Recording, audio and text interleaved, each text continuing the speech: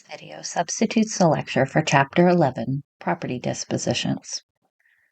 Chapter 11 is the final chapter of our focus on business activities. By learning about business activities now, you will be well prepared for income tax too. We began learning about business activities with Chapter 9, focusing on common business expenses. You had a data analytics project on this, where you used IRS publicly available data to identify common business expenses reported on Schedule C and estimate reasonable amounts for a specific industry category of your choosing. We gained a deeper understanding of a major business expense, capital investment, and the recovery of capital investment through depreciation, amortization, and depletion in Chapter 10. Finally, Chapter 11 continues focusing on the capital investment side, but from the perspective of what happens when you dispose of business use assets. Your data analytics project that is due by class time on Monday helps to bring together Chapters 10 and 11 by requiring you to develop a process that automates the calculation of depreciation for both tangible personal property and tangible real property.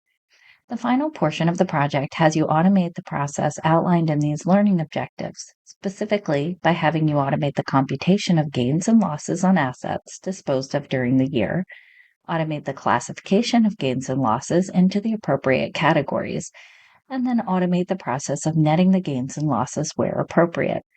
In Monday's class, we will cover a comprehensive problem example that brings together the materials from Chapters 9, 10, and 11 so that you will be well prepared for your exam on Wednesday.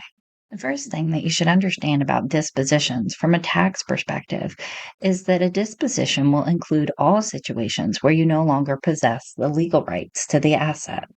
This would mean that you have a disposition when you sell an asset, and this is the most common example that people think about. You also have a disposition when you donate the asset to a charity, or you give the asset to a friend or relative, assuming that you don't expect it back. Dispositions also occur when you trade the asset for a similar asset or a non-controlling interest in a business. Depending on the type of business, it can also occur when you have a partial controlling interest in a business. And dispositions occur when you throw the asset away, such as putting it in the trash or at a landfill, or the asset is destroyed by an accident or a natural disaster. So as you can see from this slide, dispositions from a tax perspective cover a wide range of activities. All right, now that we understand how broad the definition of a disposition is for tax purposes, let's talk about the recovery of capital doctrine. Anytime we think about property disposition from a tax perspective, the first thing that should come to mind is the recovery of capital doctrine. Now, we've already talked about this a couple times, and the idea behind the recovery of capital doctrine is that taxpayers should only be taxed at the federal level one time on their income. And you've seen the formula a couple times for the recovery of capital doctrine. But before I put the formula back up, let's go through an example to understand exactly what I mean when I say that taxpayers should only be taxed at the federal level one time on their income. We're going to do this by looking at an example with Amani. Amani's getting ready to graduate from college. He's going to be taking on a full-time position. And in order to prepare for that full-time position, he's got his eyes set on a suit that he'd like to purchase. Well, how's he going to pay for that suit? Amani's been working as an intern as a tax data analytics rock star. His employer has been paying him on a regular basis. While this isn't Amani's paycheck, I'm giving an example of a typical paycheck from an employer. If you focus in on the paycheck summary portion of the pay stub, you'll see gross earnings. That's the total amount that the employer has promised to pay to the employee. Before the employee receives any money, however, we know that the federal government requires the employer to withhold the taxes from the gross earnings.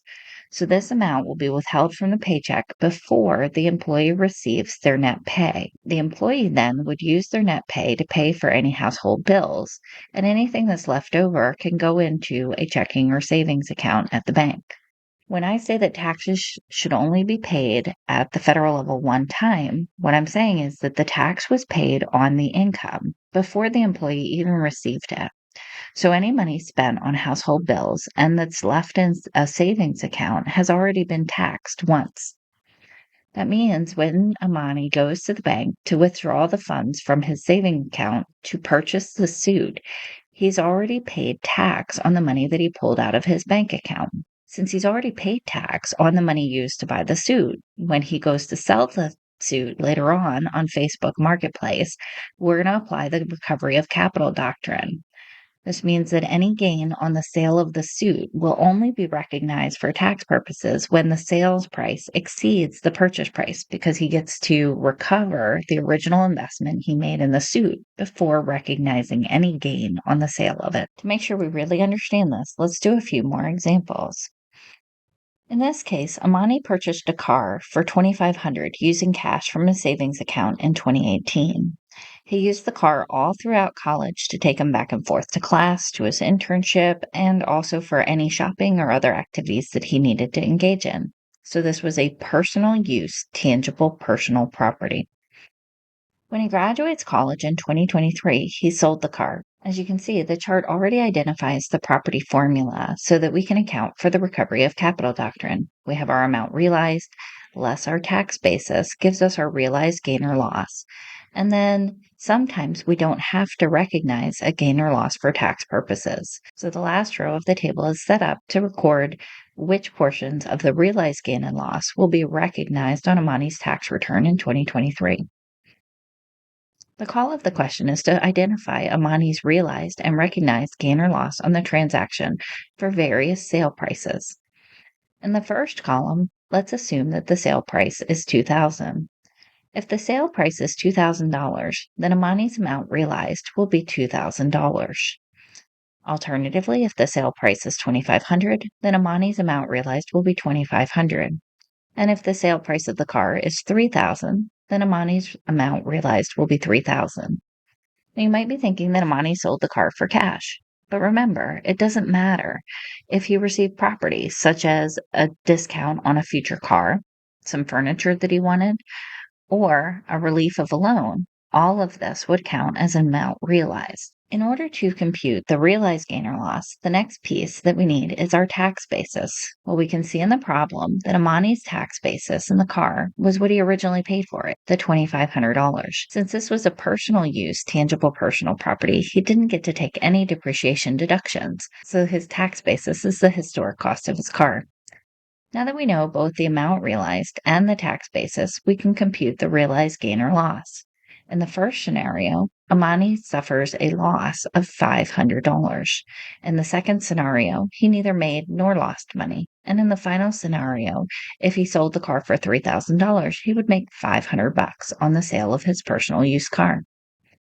When it comes to taxes for personal use items, remember that losses are not allowed to be recognized on the disposition of personal use property. In the middle case, since he didn't have a realized gain, he certainly won't recognize a gain or loss. However, in the final case, since he made money on the personal use asset, he will recognize that $500 on the personal use asset. And since he held it for more than a year, this would be classified as a long-term capital gain on his tax return. I hope that these examples have helped illustrate how the recovery of capital doctrine is applied through the property formula so that taxes are only paid on the income once when we originally purchased the item, and we get that back before we recognize any additional tax on a sale of an asset. Now that we've seen these examples, let's get really specific about what does it mean to have an amount realized. As mentioned in the example, a lot of people think of the amount realized as being cash that you would receive from a buyer. But the amount realized is also very comprehensive. It includes everything of value that you receive from the buyer. So not just cash, but any other property that you might receive. You would value the amount realized at the fair market value of the other property received. If you receive business ownership, that business ownership will have a value attached to it. That counts as the amount realized. If you receive insurance proceeds from a natural disaster or an auto accident, those insurance proceeds are also amount realized. Debt relief, where somebody assumes a liability for you, that amount of debt relief would count as an amount realized. So as you can see, the definition of amount realized is rather broad. From these amounts, we do get to deduct any selling expenses incurred. So this would be legal fees, or let's say that you're selling a house, you had to pay a commission to a real estate agent. Or if you're selling stock, you pay a brokerage fee. Those all would be deductible before you compute your net amount realized. Using these items, the book provides a formula for you to compute the net amount realized as cash received plus the fair market value of other property received plus the buyer's assumption of any liabilities less the seller's expenses. We spent a lot of time talking about determining adjusted basis in Chapter 10. In this case of business use property, the adjusted basis would be the initial basis less any cost recovery allowed or allowable. So depreciation, depletion, amortization. Recall from Chapter 10, we learned 3 special rules for initial basis. That gifts would have a carryover basis and carryover holding periods. So we use the example of Amani receiving a gift of stock from his grandmother. He would have an initial basis that is equal to the purchase price his grandmother originally paid. Well, this is the general rule. There is actually a caveat to this. The basis is actually not truly determined until the property that was given as a gift is sold.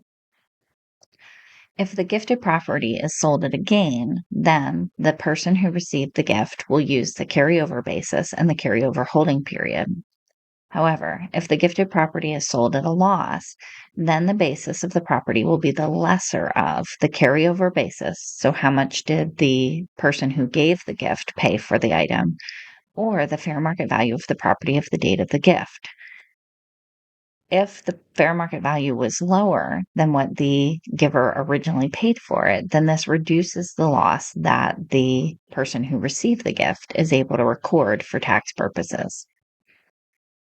Another thing to note, if the fair market value of the property is used as the basis of the gift, then the holding period of the gift will begin the day after the gift was received. Finally, if the gifted property is sold at an amount between the carryover basis and the fair market value of the property on the date of the gift, the person who receives the gift will neither recognize a gain or a loss on the property disposition. With respect to inherited property, remember you get the benefit of the stepped up basis because the assets were placed into an estate and eligible to the estate tax rules. The stepped up basis will be the fair market value on the date of the death, and the recipient of the inherited property will get long-term holding period treatment. Finally, any property that is converted from personal use to business use will be valued at the lesser of the carryover basis, so what the person paid for it when they originally purchased it, or the fair market value of the property on the date of the conversion. So now we've covered the amount realized and the adjusted basis. Once we have both of those pieces, we know that we can calculate the realized gain or loss. So this is what the taxpayer actually realized when they disposed of the property. I've given you the formula here, but I also wanted to make sure that you looked at Exhibit 11-1, which gives you the formulas not only for the realized gain or loss, but the subformulas for the amount realized and the adjusted basis that we've talked about. Now that we have all of our formulas down, let's go to an example. In this case, I'm picking an example from your textbook, Exhibit 11-2, to use some property that also had cost recovery taken on it.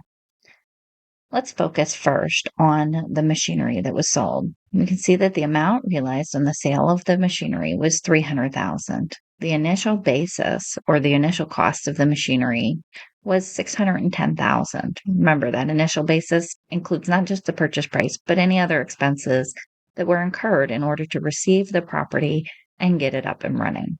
Since Teton has held this machinery, they've recorded accumulated depreciation of $381,342. So the current adjusted basis of the property is $228,658, and we find that by subtracting the accumulated depreciation from the initial basis. That means that Teton realized a gain of $71,342 on the sale of the machinery. We can engage in the similar process for the office furniture. When Teton sold the office furniture, they realized $23,000. They had a adjusted basis of that property of $6,000, so they realized a gain of $17,000 on the disposal of office furniture. When it came to the delivery truck, however, they only realized $2,000, but their adjusted basis was $7,500, so they had a realized loss of $5,500. Teton did manage to have additional realized gains from both their warehouse and the land that they sold.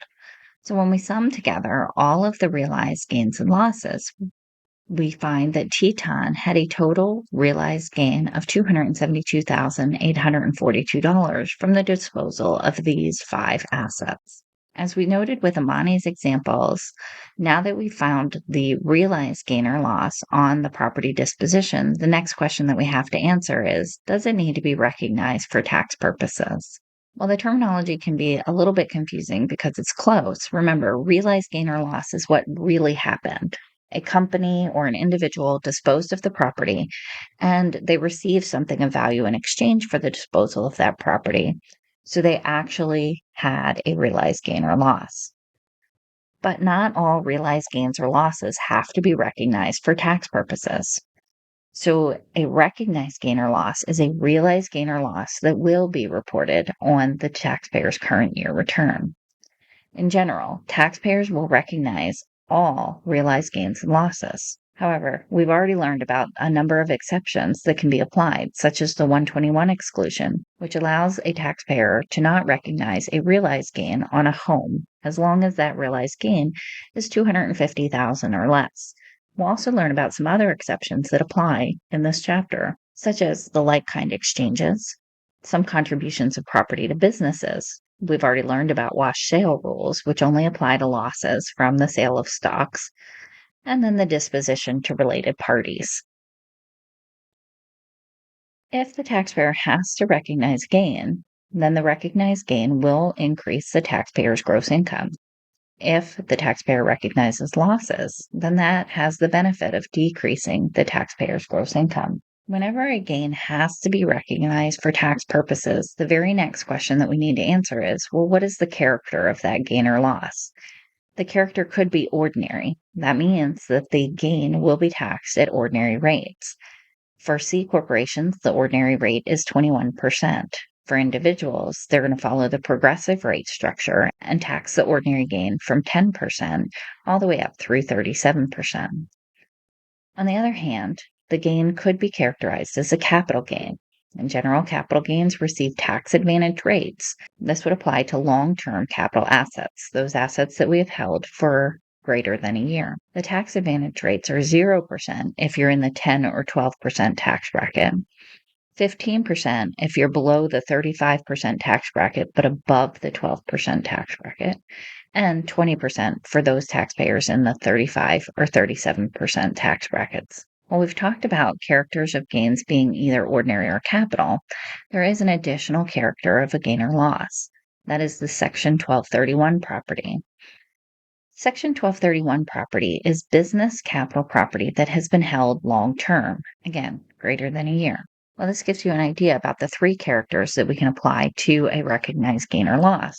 Let's go through each of these in turn to make sure we understand what would constitute an ordinary gain or loss, a capital gain or loss, or a Section 1231 property gain or loss. Ordinary gains and losses arise from ordinary assets. Ordinary assets include assets that are created or used in a taxpayer's trade or business, such as inventory or accounts receivable. Ordinary assets also include any assets used in a taxpayer's trade or business for 1 year or less, such as machinery and equipment. That latter category parallels the treatment of short-term capital gains for personal taxpayers. Capital assets, on the other hand, are generally assets that are held for investment. And so common categories for these are stocks, bonds, and land. Your book makes a point to note that it really depends on the use of an asset, right? So if you're a broker, then stocks and bonds might be inventory. Likewise, if you're a real estate developer, then land could also be inventory. However, if you're holding these assets for investment, then they would count as capital assets. Capital assets also include assets that are held for the production of income. You have to be careful here. When we talk about these types of assets, The activity where these assets are being held for the production of income cannot arise to the level of a trade or business because we have a separate category for those assets. Finally, capital assets include all personal use assets, such as your car, your house, clothes, personal computers, and so on and so forth. When it comes to business activities, we have a separate category of assets. We call these Section 1231 assets. These are assets that are used in trade or business that are held for more than 1 year. So they would be all of our depreciable assets that we learned about in Chapter 10, as well as land. Section 1231 assets are double tax advantaged. The gains get capital gains treatment, which gives you tax advantage rates of 0, 15, or 20%. The losses get ordinary income treatment after netting against the 1231 gains. So we get the double tax benefit where we get tax advantage rates for gains and ordinary income treatment for losses. I mentioned briefly in Chapter 10, but we're going to focus more on this in Chapter 11. There is a limit to the tax advantage rates for capital gains. Since Section 1231 assets include depreciable assets and depreciation reduces taxable income at ordinary rates, Section 1231 has a provision that requires taxpayers to recapture the depreciation first at ordinary rates before receiving the tax advantage rates on any remaining capital gain. This can get a little confusing, so let's go over a couple examples to make sure that we really understand Section 1231 assets. The first thing that you should know about Section 1231 assets is that you basically split them into 3 types of assets. There's the pure 1231 assets, which would be land. And then there is a category, Section 1245, which sits under Section 1231. So it's a 1231 property, but it's additionally classified as 1245 property. And this would be all of our personal property and intangibles. Remember, personal property refers to anything that is not permanently affixed to land. And we're dealing with business use assets. So not personal use assets, but personal property, depreciable property employed in the business, and intangible assets is what falls under Section 1245. Finally, we have Section 1250, which deals with the depreciable real property. So that would be our buildings. The reason that we have to categorize our Section 1231 assets into these 3 types is that the depreciation recapture differs based on the type of 1231 property. The point of depreciation recapture is really to ensure that taxpayers only get one tax benefit per asset. Well, when is this tax benefit realized? Section 1231, tangible and real property other than land is depreciated. Since depreciation reduces ordinary taxable income, it yields an ordinary tax benefit at the time that you record it for your taxes. When you sell 1231 property, you must first recapture the tax benefit before getting capital gains tax advantage treatment. Otherwise, the taxpayer will get a double tax benefit because they reduce their ordinary income using depreciation expense while they're recovering the cost of the asset. And they would get capital gains treatment on the sale of the asset. This can be somewhat confusing, but I think your book does a really good job in 11-6 showing you how to apply the 1245 depreciation capture rules. Exhibit 11-6 builds off of the Teton example in the chart that you saw previously. We can see that Teton was selling machinery that cost them originally $610,000. During the holding period of the asset, they took $381,342 worth of depreciation. So the adjusted basis of the property in the hands of Teton at the time of sale was $228,658. If Teton sells the property for $300,000, then they will realize a $71,342 gain. Since that gain is less than the depreciation that was taken, they will recapture all of that $71,342 as ordinary income on their tax return in the year of disposition. On the other hand, if they had sold the property for $620,000, so note this is above the original cost of the asset, what Teton has to do then is they have to recapture the entire amount of the depreciation that they took, $381,342. And then the remaining $10,000, so $620 minus $610 gives us our $10,000.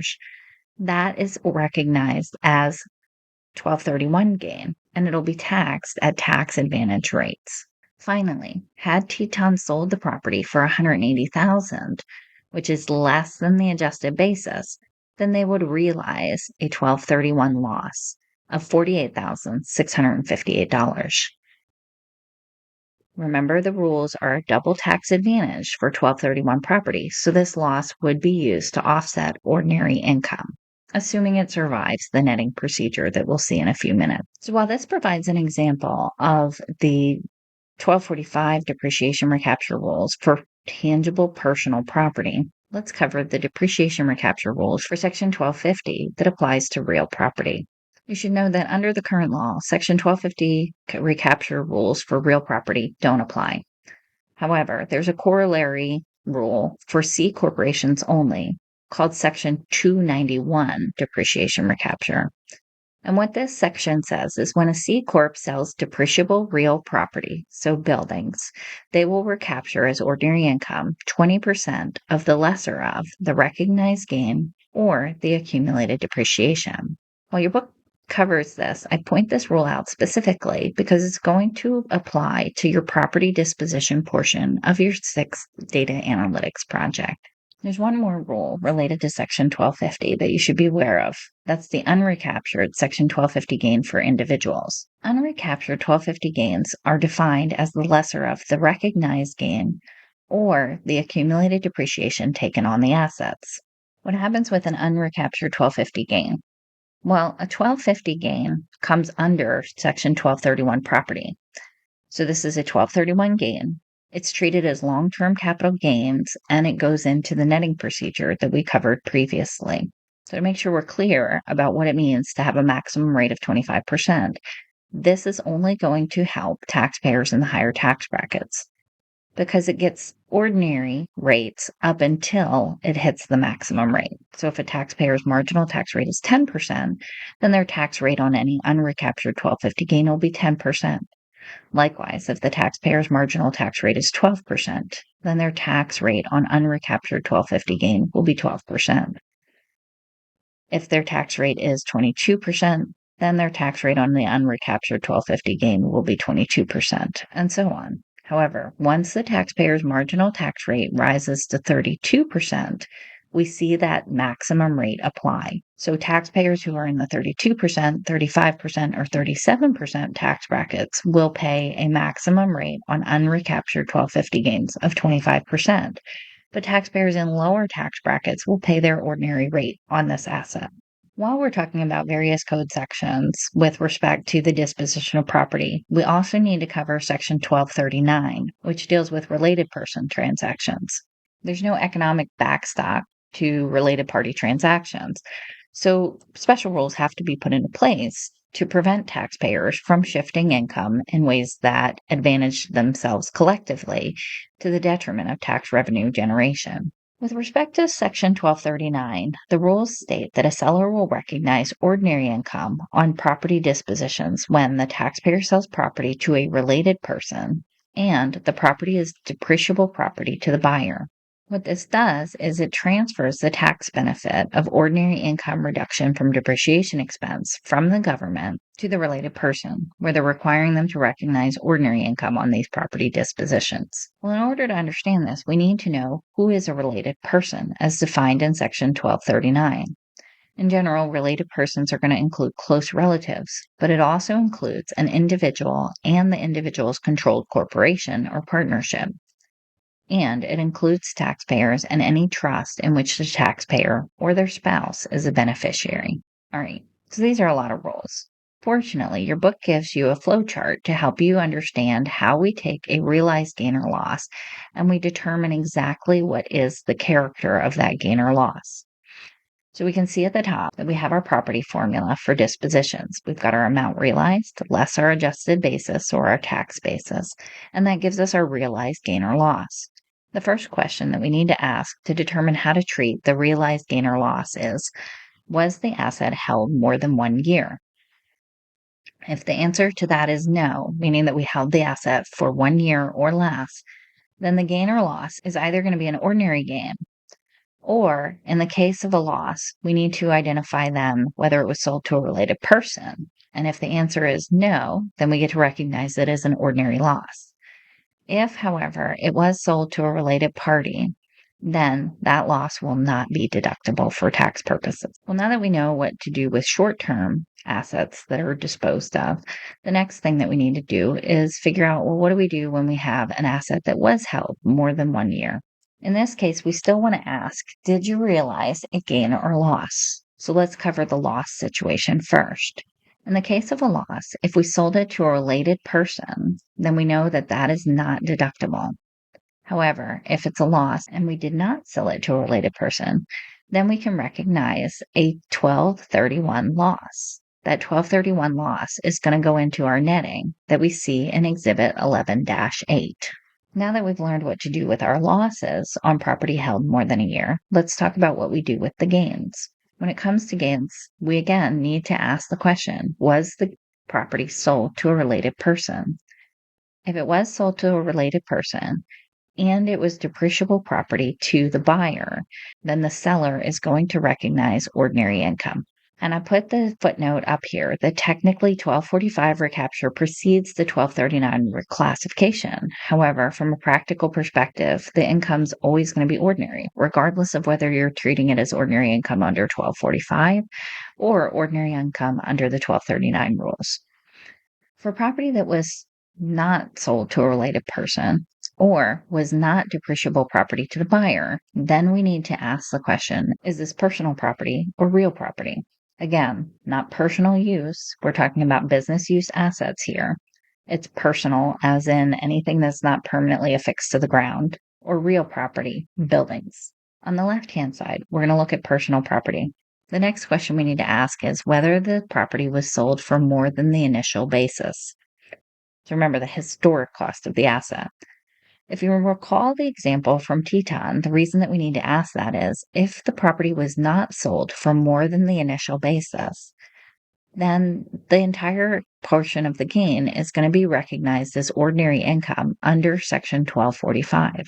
However, if the property was sold for more than the initial basis, the example where we sold the machinery for $620,000 but had only purchased it for $610,000, then we'll fully recapture all of the depreciation that we took on the asset under Section 1245, and the excess of the amount realized over the initial basis is going to be recognized as a 1231 gain. That 1231 gain is going to go into our netting process that we saw in Exhibit 11-8, and it'll be netted against any Section 1231 losses that are recognized. On the right-hand side, we deal with real property. And the question is the real property held by an individual or a C corporation? So let's deal with the C corporation first. Here, we have to recapture a portion of the gain under the Section 291 rules. The portion of gain that is recaptured is 20% of the realized gain or 20% of the accumulated depreciation. Any remaining gain after that 20% recapture is going to be recognized as 1231 gain. And again, that'll go into our Section 1231 netting process. When it comes to the individual side, we got to deal with both the unrecaptured 1250 gain that's taxed at the maximum 25% rate, and then anything above that would get taxed at 0, 15, or 20%. Go into the Section 1231 netting process. All right, now that we've gone through the entirety of Exhibit 11-7, I want to make clear that Exhibit 11-7 will be done for each asset disposed of during the year. So when it comes to your 6th data analytics project portion dealing with the property disposition, you need to go through the process of characterizing the realized gain or loss on each 1231 asset disposed of during the year.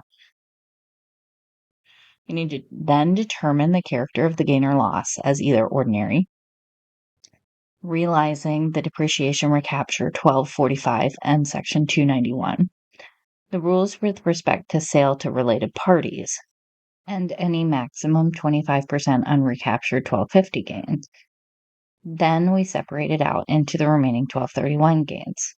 Once we have the remaining 1231 gains, we can push all of that through the netting process, which is illustrated in Exhibit 11-8. The netting process requires that we take 1231 gain property. We apply the depreciation recapture rules and send any amount to the ordinary income loss bucket. Any remaining 1231 gain will then be netted with any 1231 losses.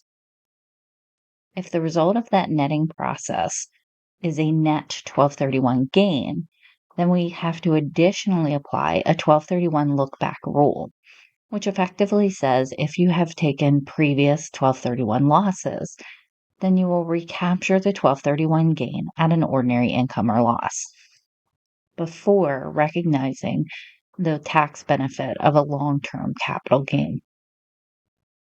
On the other hand, if the netting process in 2 results in a 1231 loss, then the taxpayer may take that as an ordinary loss on their tax returns. Now that we've covered the bulk of calculating gains and losses for each individual property and the netting procedure, let's cover the tax-deferred transactions.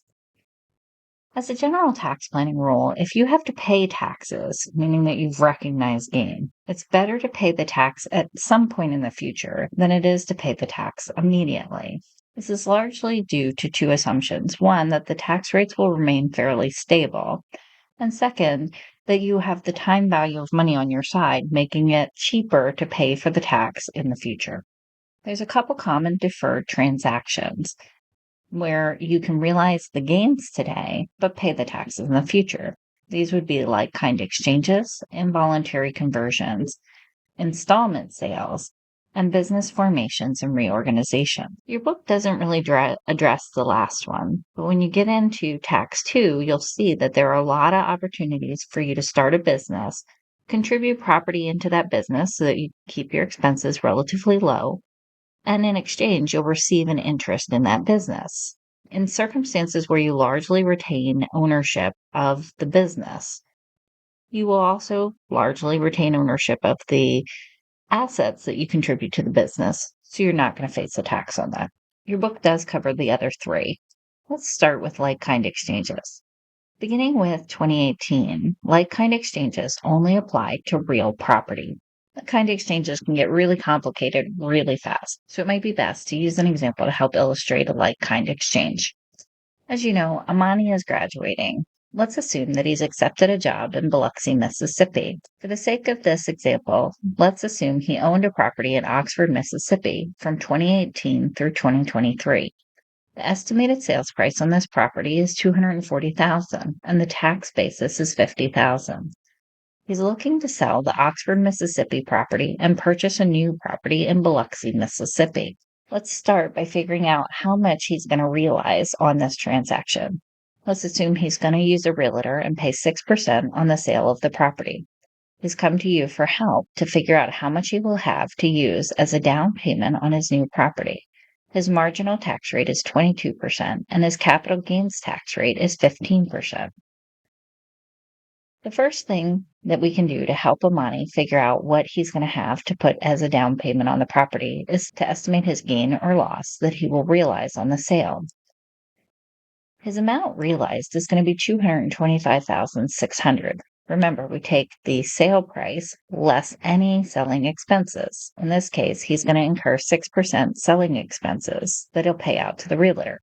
So he gets to keep 94% of the sale price. His adjusted basis for tax purposes is $50,000, so his realized gain or loss would be $175,600. If this amount were taxable, he'd pay $26,340 of capital gains tax on the $175,600 worth of realized gain. His after-tax income then would be his amount realized minus the tax that he pays, or $199,260. All right, so that's a good amount to have to put down. However, he might ask you the question, could we do better? Meaning, can we pay less taxes? Well, the first thing that we might ask is, Amani, how did you use that property? If the property was used as a primary personal residence, then he can exclude the realized gain of $175,600 because it's less than the Section 121 exclusion maximum of $250,000 for a single taxpayer. Under this scenario, Amani can put down $225,600 as his down payment on the new property. Well, what if the property was used as rental property instead? This allows us to get a little bit more in depth with respect to Chapter 10, and it'll give some hints to those of you working through the data analytics project with respect to the advanced portion of the case. All right, given that it's a rental property, let's assume that his original purchase price of the property was $62,263. He placed it into service in January of 2018. If he's using it as rental property, we probably want to encourage Amani to consider a like-kind exchange. Let's say that he's planning to make a like-kind exchange happen in June 2023. The first thing that we need to do is we would need to calculate the adjusted basis using the residential real property makers table, table 3, that's found at the back of Chapter 10. So let's figure out what his adjusted basis is. We could do this one of two ways. We could, for this particular asset, calculate the depreciation expense he incurs each year using the figures in the table. Remember, while the table automatically provides the adjustment for the first year of depreciation, we have to account for the last year depreciation. And since we're in a mid-month convention and Amani's selling the property in June, he will get 5.5 out of 12 months worth of depreciation in the final year.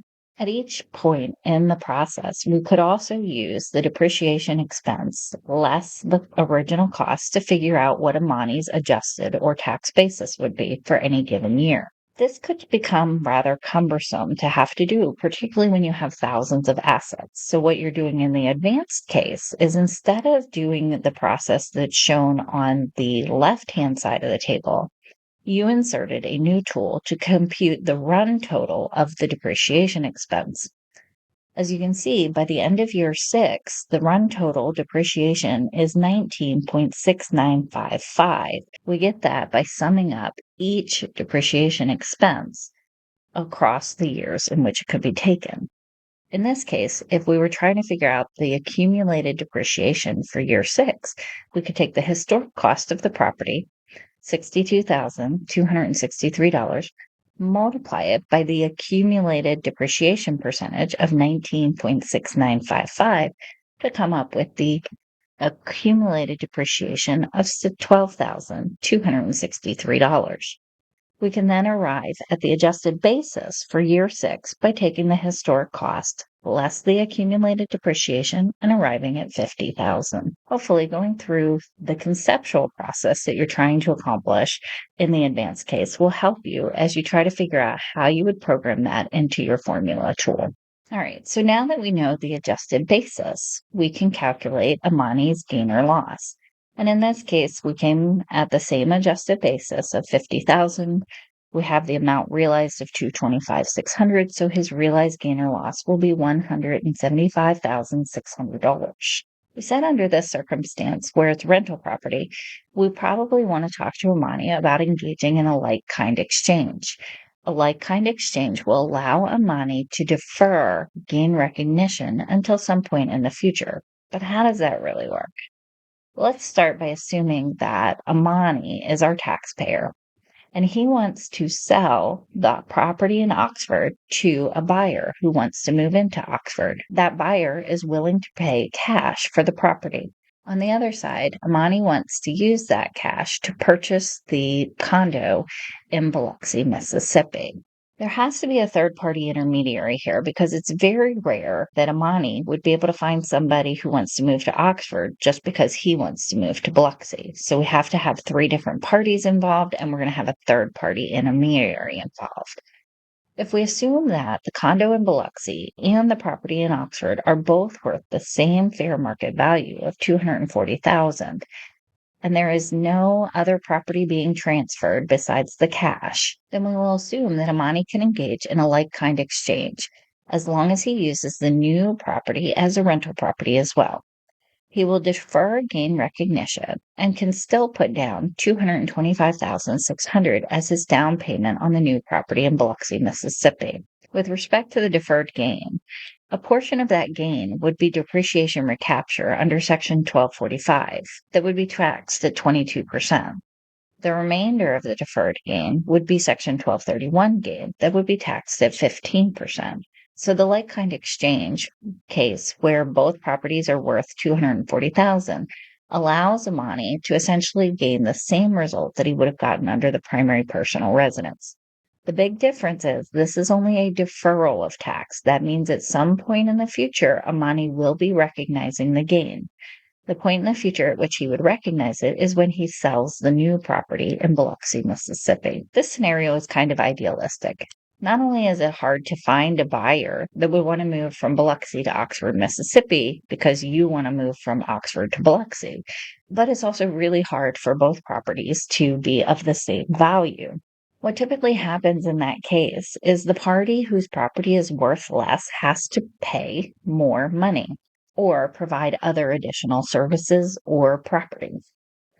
When it comes to like-kind exchanges, anything that is not the like-kind of property, so the rental property for the rental property is the like-kind property, anything else transferred is known as boot. When boot is given as part of a like-kind transaction, the asset received is recorded in two parts, the property received in exchange for the like-kind property and the property received in a sale. So let's go through this first case where Amani would be the one giving boot as part of the transaction. Let's assume that the condominium in Biloxi also has for sale a golf cart. That golf cart is boot, right? Because the only like-kind property is the apartment in Oxford, Mississippi, and the condo in Biloxi, Mississippi. Because that golf cart is part of the transaction for the Biloxi condo that Amani wants, he is going to have to pay cash or provide some other type of property in order to settle up, make it worth it for the seller of the property in Biloxi, Mississippi. When Amani is paying boot, there really are no tax consequences to the transaction. So Amani can still put down $225,600 for the condo, but he also has to pay cash for that golf cart. On the other side, however, when boot is received by Amani, that typically creates a recognized gain. The gain that will be recognized when boot is received will be the lesser of the gain realized or the boot received. So let's go through a different example. Amani's condo in Oxford, Mississippi has a very favorable mortgage rate of 2.49%. Because the current mortgage rates are about 7%, the purchaser of the condominium in Oxford may approach Amani to ask him if they can assume the mortgage. This assumption of mortgage means that Amani is going to get debt relief, which means he is receiving boot. Because debt relief, just like anything else that you could receive, is not the condominium. Okay, now that we understand that the assumption of mortgage is boot, how does that affect what Amani's going to have available to him to put as a down payment? The first thing that we need to do is we need to recognize the smaller of the boot received or the realized gain. In this case, the $30,000 assumption of mortgage, the boot received, is much smaller than the realized gain. So we're going to have to recognize a $30,000 gain in the year that Amani completes the like-kind exchange. And now that we have a recognized gain, we learned in the first part of the chapter that the very next step that we have to do is we have to determine the character of that recognized gain. Well, of that $30,000 recognized gain, $12,263 of it is the depreciation recapture under Section 1245. That amount will be taxed at 22%, yielding a total tax liability of $2,698. Notice, we have managed to recuperate all of the depreciation that was taken on the rental property. So we've completely given back in the year of the like-kind exchange the tax benefit that we had received from those depreciation deductions over the life of the rental property. The remaining $17,737 of the $30,000 recognized gain is 1231 gain. That will be taxed at 15%. And there, the tax applied to that $17,737 will be $2,661. This means that Amani's down payment, which remember, we started at $225,600, $30,000 of that goes to pay off the mortgage, means that he will receive $195,600. We then subtract out the two taxes that are owed, one for the depreciation recapture at ordinary rates, the other one for the 1231 tax advantage rates. And we find that Amani will have $190,241 to put down on the condominium in Biloxi. The final part when you're dealing with like-kind exchange is to determine the basis of the new property. Exhibit 1113 gives you a pretty good indication about how you can identify the basis of like-kind property. In the most recent example we went through, we would take the $50,000 adjusted basis of like-kind property surrendered. We would then add the $30,000 gain that we recognized and subtract the $30,000 boot that we received, which means that Amani's basis of the like-kind property in this circumstance would be $50,000. I used the right-hand side of this because generally I'm demonstrating the method that tends to be the least likely to trip people up when they're first learning about basis under a like-kind exchange scenario. Let's talk about the involuntary conversion. Involuntary conversions occur when a property is partially or wholly destroyed by a natural disaster. They can also occur when a property is stolen, condemned, or seized via eminent domain by a governmental agency. There's a couple key facts with respect to involuntary conversion. Just like-kind exchange, this is a gain deferral provision. We're going to carry over the basis. However, we may have to recognize a gain if we have boot received. In this case, boot received is the amount of reimbursement that the taxpayer is not reinvesting in qualified property.